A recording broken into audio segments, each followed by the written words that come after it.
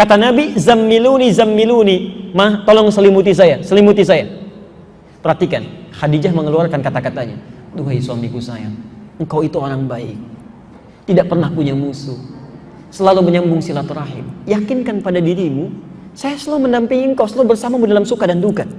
Sallallahu ala Muhammad sallallahu alaihi wasallam. Topik ya. Ayo kita mulai. Satu, kita mulai dengan dulu, mawaddah, sakinah belakangan, itu paling gampang ya. Apa itu mawaddah? Sering diucapkan tapi tidak mudah untuk mempraktekannya ya. Mawaddah itu asalnya dari kata maddah. Maddah, sesuatu yang terkait dengan hal fisik, materi, fisik, materi. Uang itu maddah, handphone itu maddah, tampilan fisik itu maddah, cara jalan, cara bicara, fisikal sifatnya ya. Kata Quran, kalau cinta, kehidupan keluarga ingin langgeng seperti konsep tadi, saling bantu, saling tolong, saling mengayomi, maka yang pertama bisa diwujudkan itu maddah dulu. Maddah ya. Sesuatu yang terkait dengan fisik. Kalau sifat fisik ini ingin dibentuk, dimaknai dalam bentuk perhatian, cinta, maka berubah namanya dari maddah menjadi mawaddah ya. Di mawaddah itu rasa cinta yang lahir dari perhatian fisik, materi. Ini kan nggak bisa dipungkiri ya, bapak dengan ibu tertarik menikah kan asalnya dari fisiknya dulu kan, fisiknya ya. Bapak lihat ibu cantiknya kan, jalannya, anggunnya, akhlaknya, fisikal. Ibu lihat bapak juga begitu, gantengnya, komisnya, tegapnya, dompetnya, semua. Oh, udah fisik, fisik ya, betul, fisikal ya. Makanya kata Nabi, ciri orang ketika akan menikah itu mencari 4 hal dulu. 4 hal ya. Tunkahul mar'atu li arba'in, perempuan dinikahi karena 4 hal ya. Kenapa disebut perempuan, tidak sebaliknya ke laki-laki menikah dengan 4 hal? Tidak, ini sama saja sebetulnya ya. Ibu cari bapak itu dengan 4 hal, bapak cari ibu pun 4 hal ya. Cuma kenapa disebutkan ke perempuan? Karena sifat perempuan menunggu bukan mencari ya. Sifat umumnya ya. Satu, maaf, li jamaliha, karena cantiknya, gantengnya, parasnya ya. Tapi mohon maaf ya, ini kadang-kadang sering keliru. Ada jamil, ada jamal, itu lain. Ada jamilah, ada jamalah ya. Kalau jamil itu pemiliknya, sifat fisikalnya ya. Tapi kalau jamal itu nilai keindahannya, kecantikan, kalau dikatakan inner beauty lah ya, dari akhlak, dari tampilan ya. Konon kalau paras katanya, maaf, kalau cantik itu relatif, kalau jelek itu mutlak ya. Sama dengan ganteng begitu ya. Tapi ada sesuatu yang kadang saat orang tertarik itu bukan pada tampilan paras sih, bukan ya. Kadang-kadang orang cantiknya nilainya 10 ya, tapi cerewetnya misalnya 11, kan gak enak juga itu ya. Saya beri contoh begini. Ibu, Sayyidah Khadijah dengan Zainab cantik mana? Udah pernah lihat? Why? Coba lihat Zainab dengan Khadijah cantik mana, Pak? Perhatikan ya. Zainab itu dalam riwayat disebutkan kalau dilihat itu mata sulit berkedip, wajah sukar berpaling. Saking cantiknya, Pak. Makanya Nabi ketika menikah dengan Zainab itu dituduh oleh orang-orang kafir Quraisy, itu Muhammad hanya akan menikah dengan Zainab karena syahwat saja. Ya. Tapi terbukti dari Zainab ini, Masya Allah, maaf, tidak terlahir keturunan. Dan yang paling hebat, ternyata yang disebut dalam mimpi Nabi, yang disebut dalam keseharian Nabi, itu bukan Zainab, bukan pula Aisyah. Yang disebutnya Khadijah. Ingin tahu bagaimana cantiknya Khadijah? Jamalnya, bukan jamilahnya ya. Al-Bukhari nomor hadis yang keempat. Hadis riwayat Al-Bukhari nomor hadis yang keempat. Satu kali Nabi di Gua Hira, itu wahyu belum turun. Setelah peristiwa Al-Alaq, wahyunya sudah turun ya. Kan Jibril turun menyamar dalam bentuk laki-laki ya, dipeluk Nabi, turun Al-Alaq. Tapi Nabi belum pernah melihat bentuk Jibril yang sesungguhnya. Allah begitu turun dari Gua Hira ya, yang sudah naik ke Gua Hira bisa lihat ya bagaimana suasananya itu. turun dari Gua Hira, wahyu belum turun. Di pertengahan jalan tiba-tiba ada yang manggil, Muhammad, Muhammad. Dari kanan gak ada orang, kiri gak ada orang, depan belakang tidak ada orang. Ternyata lihat ke atas, Muhammad, Muhammad. Ada sosok pakai jubah putih, rambutnya gondrong, manggil-manggil seperti duduk itu antara langit dan bumi. Muhammad, Muhammad. Bapak pulang dari sini siang-siang, jam 2, nggak ada orang, gitu kan? Di depan ada yang manggil, Pak. Lihat depan nggak ada, kanan kiri kosong. Ke belakang tiba-tiba nggak ada orang. Lihat ke atas, bayangkan Pak, siang bolong, jubah putih, rambut gondrong kayak yang duduk manggil. Bagaimana reaksinya itu? Kabur. Lari ya. Masih sempat. Kalau masih sempat itu bahasa Arabnya ro'iba. Makanya kata Nabi, ro'ibtu minhu. Saya takut luar biasa sampai bulu kuduk naik, tapi masih bisa lari. Kalau sudah tidak bisa mengelak, itu bahasa Arabnya aujas. Aujas. Quran surah 51 ayat 24. Ini kisah Nabi Ibrahim. Ya. Bahkan bahasa Qurannya nantang kita itu. Hal ataka hadithu dhaifi Ibrahim al-mukramin. Hei para pembaca Quran, sudah pernah dengar belum kisah tentang Nabi Ibrahim yang kedatangan tamu di malam hari? Ya. Bukan 1 2, banyak. Ya, Masya Allah. Idh dakhalu alaihi faqalu salama. Bayangkan Bu, Pak, jam 1:30 malam, ketuk-ketuk pintu. Assalamualaikum, Assalamualaikum. Dibuka enggak? 1:30 malam, bukan 1 2 orang, banyakkan. Assalamualaikum, Assalamualaikum. Dibuka enggak? Sekarang taruhlah berani, dilihat dulu ya. Begitu diintip di jendela, ternyata jubah putih, rambut gondrong, ketok pintu. Assalamualaikum, Assalamualaikum. Dibuka enggak? Nabi Ibrahim, perhatikan. Tidak banyak tanya, tidak banyak berpikir. Dibuka pintu, dijawab salamnya. Qala salam, Waalaikumsalam warahmatullahi wabarakatuh. Qaumun munkarun. Ini kok kayak orang asing. Nggak kenal, bukan kompleks ini nih. Kalau orang asing berarti jalannya jauh, capek. Itu tidak banyak ditanya. Kalau kita mungkin tanya, ini dari mana, ada keperluan apa? Ini tidak. Dipersilahkan masuk. Silahkan istirahat dulu. Faragha ila ahlihi faja'a bi'idnin samin. Karena tahu tamunya lapar, itu sampai cari makanan, Pak, Bu. Bertanya pada istrinya, ya, Mah, kita punya makanan terbaik apa malam ini? Karena nggak ada makanan, itu masih sempat-sempatnya nyembelih anak sapi lembu, dimasak jadi gulai untuk tamunya. Masalah mulai muncul. Ketika sudah selesai, ya, faqarrabahu ilaihim, gulai sudah masak, dibawa, dihadapkan kepada tamunya. Duduk Ibrahim. Maaf, saat sedang duduk seperti ini, dilihat tamunya, kok makanan nggak disentuh? Ala ta'kulun, kok nggak dimakan-makan, katanya. Diperhatikan dari atas sampai bawah, ternyata kakinya nggak napak ke lantai. Tengah malam, jubah putih, rambut gondrong, nggak nyentuh makanan, kaki nggak napak dengan lantai. Kalau bapak ibu dalam hal seperti itu, apa reaksinya? Yang itu nggak bisa lari, itu nggak bisa mengelak. Sudah. Ya. Makanya bahasa Qurannya bukan ro'iba, fa'aujasa minhum khifah, aujas. Maka takut luar biasa. Qalu la takhaf wa basyaruhu bi ghulamin alim. Kata malaikat yang sedang menyamar itu, kamu jangan takut. Ya, jangan takut. Nah, kalau kita dekat dengan Allah, Ibu ya, Pak, dekat dengan Allah, rajin ibadah, itu akan diturunkan malaikat menjaga kita supaya nggak banyak khawatir. Tsumastaqamu tatanazzalu alaihimul malaika alla takhafu. Orang yang istiqomah dalam ibadah itu dijaga malaikat, nggak khawatir dia. Saya kembalikan kepada Khadijah. Nabi lari sampai di rumah, ketuk pintu, dibuka oleh Khadijah. Yang ini yang mau saya sebutkan, jamalah, Bu. Begitu dibuka oleh Khadijah, Khadijah belum bicara. Melihat parasnya Khadijah saja, itu setengah kegelisahannya hilang. Saking cantiknya. Setengah kegelisahannya hilang.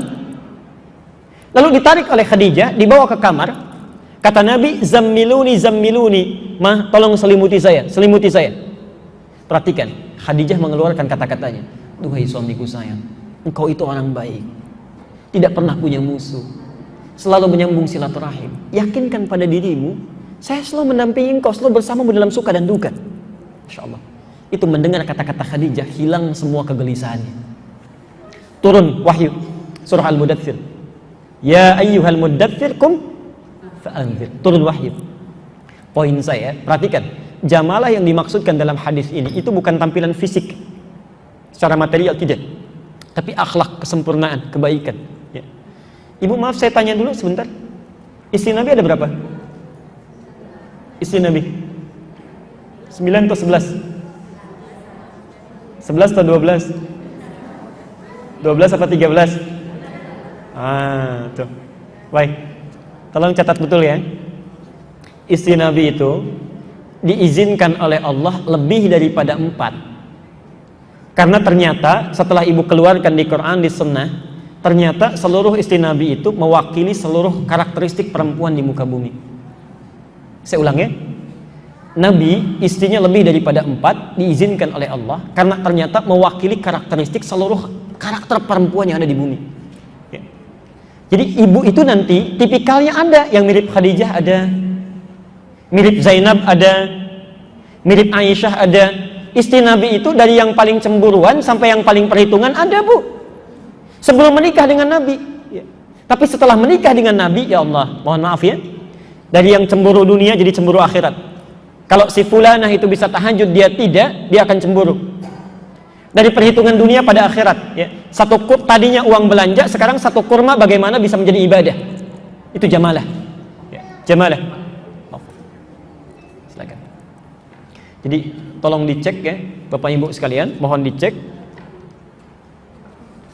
Coba sampai dengan siang ini, coba dicek saat ibu pulang, ibu mirip siapa itu? Ya. Apa sudah seperti Khadijah, atau barangkali belum mendekati Zainab, Aisyah, Hafsah? Sempurnakan ya. 1 jamalah. 2, kata Nabi 5 liha, karena hartanya. Karena hartanya. Ini mawaddah, maddah. Ya. Tapi maaf, ada yang salah paham. Perempuan mencari laki-laki yang kaya supaya ingin mapan, hidupnya ingin nyaman. Saya saat di Tripoli ada orang kedutaan mengatakan, Mas Andi, nanti kalau menikah saat ini yang penting itu bukan handsome, yang penting handphone katanya. Gitu. Mawaddah, maddah, materi, fisikal. Ya. Tapi orang lupa, hati-hati. Orang lupanya 2 hal. 1, yang dimaksud maddah mal dalam hadis ini itu bukan tampilan kaya atau miskin, bukan. Maksudnya, kalau seorang suami ingin mencari calon istri, coba cari perempuan yang bisa manage harta suaminya, menyeimbangkan keadaan pola hidupnya dengan penghasilan suaminya. Maaf Pak ya, kalau Bapak punya anak laki-laki misalnya, penghasilan 5 juta, maka maksud hadis ini jangan cari istri yang zakat malnya saja 10 juta misalnya. Itu gak akan nyambung. Gak nyambung. 3, saya percepat. 3, linasabiha, nasab, keturunan, latar belakang, pendidikan. Tapi yang keempat, ini yang mau saya tekankan Bu ya, Pak. Akhlak lidiniha. Ini maddah yang paling penting. Ya, bekal yang paling utama. Lidiniha, kata Nabi, lihat perilaku keagamaannya. Sopannya, tuturnya, salatnya. Mawaddah yang dimaksudkan dalam ayat Quran ini, ya, mawaddah wa ja'ala bainahum mawaddah wa rahmah. Mawaddah yang dimaksudkan perhatian fisikal. Ibadahnya, sholatnya, ya, bagusnya, akhlaknya, tuturnya, itu yang paling utama. Yang paling utama. Ya. Bapak untuk laki-laki dulu ya, karena ada bapak-bapak ini. An-Nisa 34. An-Nisa 34. Peran suami yang pertama apa di dalam Quran? Ar-rijalu qawwamuna 'alan nisa. Laki-laki itu pemimpin bagi istrinya, ya, bagi istrinya. Ibu, ciri khas pemimpin apa Bu? Ciri khas pemimpin melindungi, apa lagi? Tanggung jawab, apa lagi? Ciri khas pemimpin itu yang paling dominan tidak mau dipimpin. Itu yang pertama ya. Makanya kalau ibu mengarahkan sesuatu jangan seperti pimpinan ya. Jangan ada 2 matahari di rumah, itu repot tuh ya. Nanti saya masuk pada bagian yang lebih rincinya ya. Yang mau saya terangkan, hati-hati, saat seorang suami dengan istri sudah menyatu, kadang-kadang suka lupa. Sebelum berumah tangga, mawaddah muncul. Coba kalau sebelum menikah, pulsa dibelikan, kan? Perhatian muncul, sakit gigi aja terbang dari Kalimantan sampai ke Kelapa Gading, muncul. Setelah menikah lupa. Ya. Padahal itu bisa dimunculkan, misal, ya. Saat sedang gelisah, kenapa sih Bapak kalau pulang nggak beli kue yang disukai oleh istrinya? Ya. Ibu saat Bapak capek nggak masakan makanan kesukaannya, itu mawaddah namanya. Ya. Tapi yang paling penting perhatian yang dimaksudkan perhatian mawaddah dalam bentuk fisikal. Ya. Sholat, saat bapak mau sholat istrinya diajak, saat mau baca Quran istrinya diajak, tilawah sama-sama, itu mawaddah yang paling berkesan Pak. Bu. Makanya disebut pemimpin, bukan pemimpin dalam hal duniawi saja, tidak, tapi dalam spiritualnya. Mohon maafkan saya Pak kalau bahasanya kurang tepat. Bapak kalau di masjid jadi makmum, tapi di rumah jadi imam. Bagaimana bisa menjadi imam yang baik kalau tidak bisa mengimami? Saya di Garut, ini kisah nyata Bu, Pak. Saat pulang dari Panjalu, di Garut pernah ada satu pertanyaan. Ustadz, ada suami istri sudah menikah, baru menikah, itu laki-lakinya jarang baca Quran. Padahal maharnya mushaf, seperangkat alat sholat plus mushaf. Tapi jarang baca Quran, Masya Allah. Yang hafal, bayangkan, sampai menikah yang hafal cuma Al-Ikhlas saja, Qul Huwallah. Sampai menikah. Saat menikah ibu mertua ingin diimami, subuh baca Al-Ikhlas, maghrib baca Al-Ikhlas karena jahar. Begitu masuk Isya, kata ibu mertuanya, ini kisahnya tadi sampaikan pada kami, kata ibu mertua, nah ibu ngerti kalau baca Al-Ikhlas rakaat pertama, tapi tolong yang kedua ganti ya dengan surah lain. Begitu baca waladhdallin rakaat kedua, dia tunggu agak lama, dikira ibu mertua cari ayat yang lain. Ternyata nengok ke belakang dikatakan, "Mah, boleh nggak Qul Huwallah lagi?" katanya. Itu nyata, ditanyakan ya. Ustadz, bagaimana hukumnya? Saya bilang pasti sholatnya batal dan dia mesti belajar. Itu mawaddah ya. Terakhir, dan saya tutup dulu di sini, kita bacakan pertanyaan ya. Rahmat.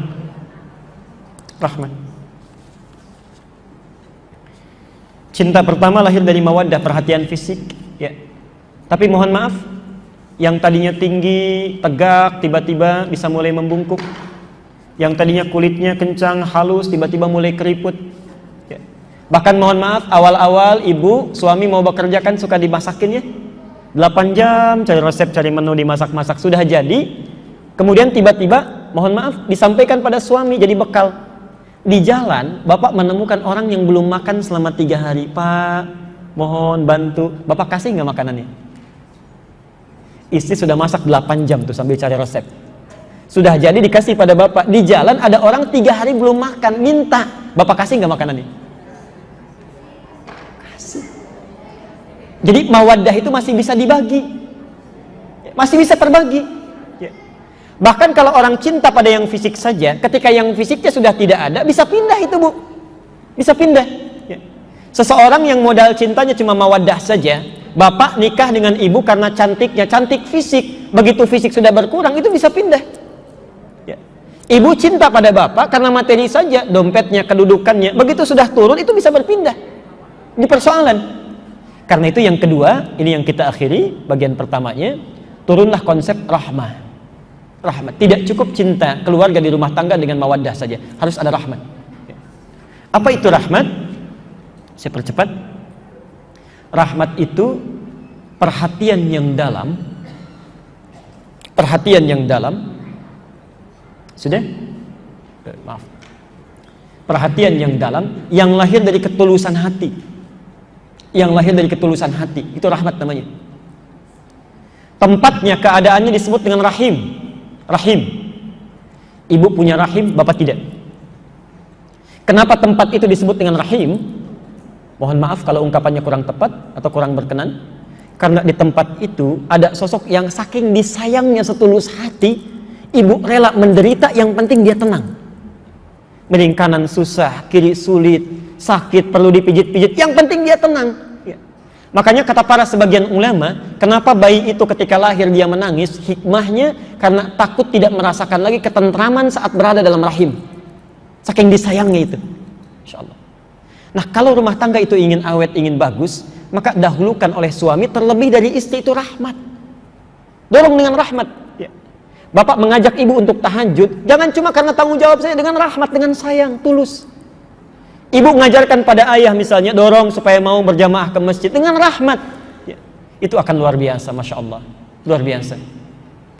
Susah untuk dibagi Bu, Pak ya. Bagaimana caranya? Ini yang mau saya tutup. Quran surah ke-91 ayat 7-10. Dan di sini seringkali bencana di rumah tangga muncul. Karena tidak bisa rahmat dipraktekkan, jangankan 30 tahun, ada yang baru 3 bulan sudah berpisah karena hilang ini nih ya. Bahkan disebut oleh Quran, kalau konsep ini dipraktekkan, itu kehidupan tenang, itu luar biasa, gak banyak masalah.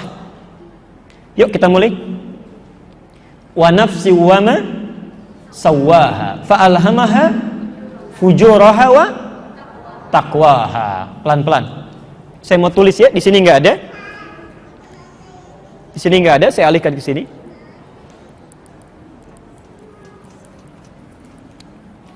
Lihat konsepnya Bu ya, karena rahmat itu terkait dengan perasaan. Perasaan adanya di jiwa. Jiwa disebut oleh Quran dengan nafas. Ya. Di dalam jiwa manusia itu ada dua perasaan. Takwa, sifat-sifat baik. Yang kedua fujur, dorongan pada yang tidak baik. Nama lainnya nafsu. Ya. Nama lain fujur itu nafsu. Takwa terulang sebanyak 115 kali dalam Al-Quran.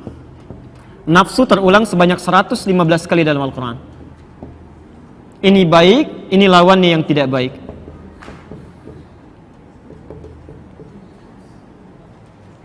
Sekarang fokus dengan saya. Saat Allah mengatakan di jiwa kita ada potensi baik disebut dengan takwa, ya, itu wujudnya bisa macam-macam. Misal, sabar itu takwa. Di saat ada orang mencela ibu bisa sabar, peluangnya ada, karena di dalam diri kita ada takwa. Ya. Jujur itu takwa. Tawadhu, rendah hati itu takwa. Tapi saat yang bersamaan, mohon maaf, ketika sabar itu muncul, itu dibuat oleh Allah lawannya di sifat fujur. Lawan dari sabar apa? Misal marah, ya, marah. Jadi dalam diri kita itu ada peluang bisa sabar, tapi ada potensi juga untuk marah. Ya.